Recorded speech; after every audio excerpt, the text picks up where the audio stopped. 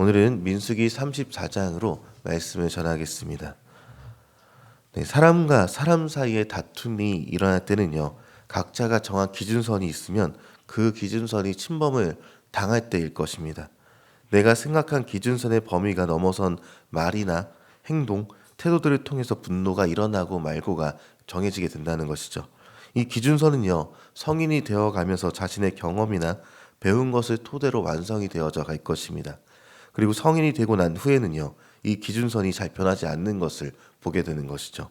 이게 자아 정체성이라는 것이 확립되었기 때문에 그렇게 될 것입니다.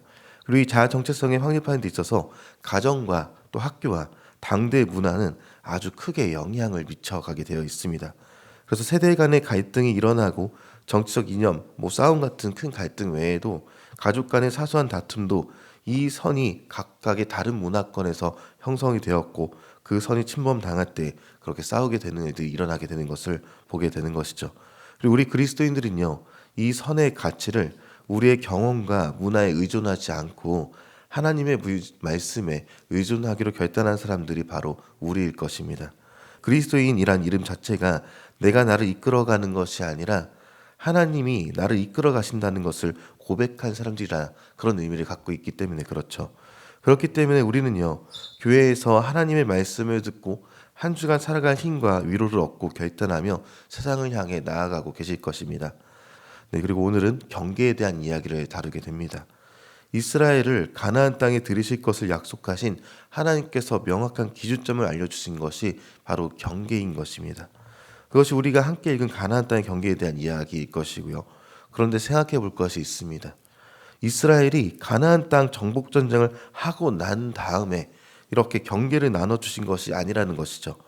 먼저 경계가 어디서부터 어디까지다라고 이미 전쟁도 시작 전에 알려주고 계셨습니다. 여기에는 만약이라는 단서가 존재하는 것이 아닙니다. 하나님께서 반드시 이미 예전부터 해주셨던 약속대로 이루어 주실 것인데 그 땅에서 이스라엘 너희는 정해준 경계 안에서 살아라 이렇게 말씀해주고 계시는 것이죠. 그리고 이 경계를 주실 때 사용한 방법은요, 각 지파의 대표자들을 뽑아서 제비뽑기를 통해 땅을 분배받게 되어 있습니다. 여기서도 또 한 가지 생각해 보아야 할 것이 있습니다. 그것은 가나안 땅 분배의 책임을 맡긴 엘르아살과 여호수아 그리고 지파의 대표인 갈렙을 제외한 나머지 9명의 지휘관들의 이름은요, 오늘 이 본문 외에는 성경 어디에도 등장하지 않는다는 것입니다. 여기에는 하나님께서 주신 메시지가 있죠. 이 인물들이 갖고 있는 어떤 능력이나 어떤 일을 해낸 사람들인지 아닌지 그것이 확인이 불가능하다라는 것입니다.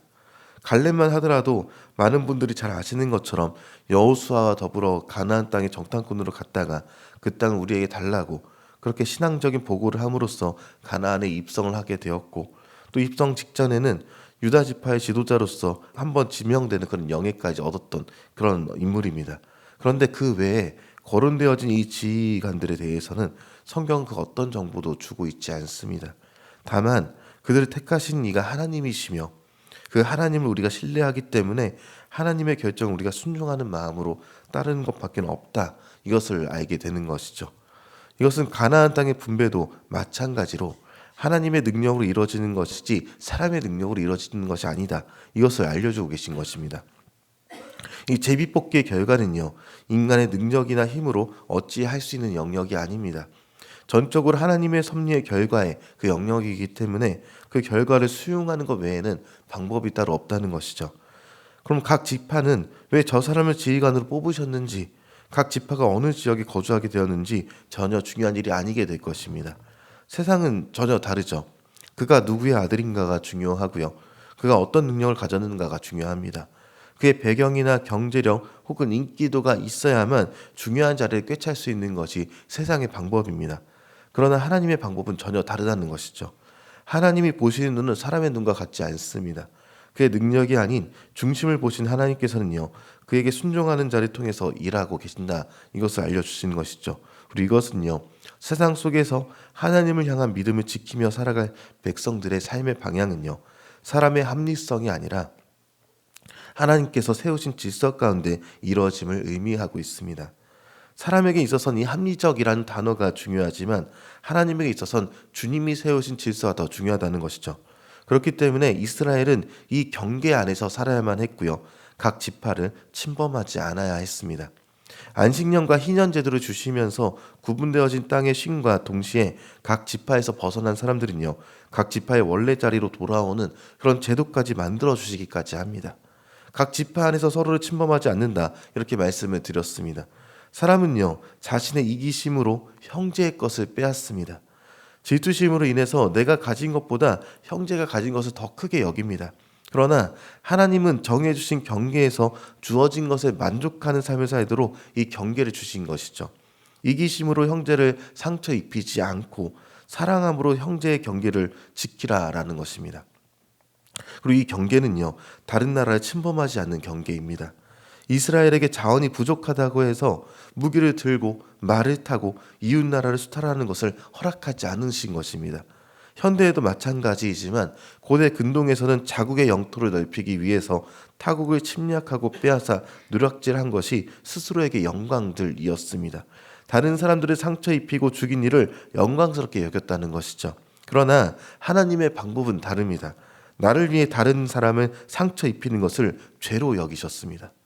이스라엘에게 필요한 것은요, 하나님께서 주시는 것이지 다른 나라에서 빼앗지 않고 다른 지파에서 빼앗아 취득한 것이 아니다라는 것을 알려주시기 위한 경계가 오늘 각 지파에게 주어진 경계인 것이죠. 이는 당시 다른 나라들이 갖는 생각과는 전혀 다른 의미입니다. 빼앗아야만 성장하시는 방법이 아닌 하나님께서 채워주신다. 공급자는 하나님이시다. 이것을 말씀해 주십니다. 그리고 이는 이스라엘이 40여 년간 광야 내내 훈련받은 이야기이기도 합니다. 그리고 우리 그리스도인들이 그러한 사람들이죠.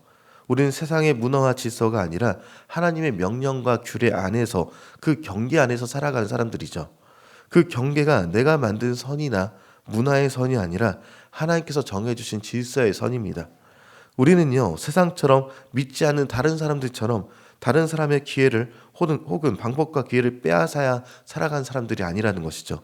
하나님이 채워주시는 것으로 살아가는 사람들입니다. 그리고 하나님께서는 반드시 채워주십니다. 이제 오늘을 살아내시는 저와 여러분입니다.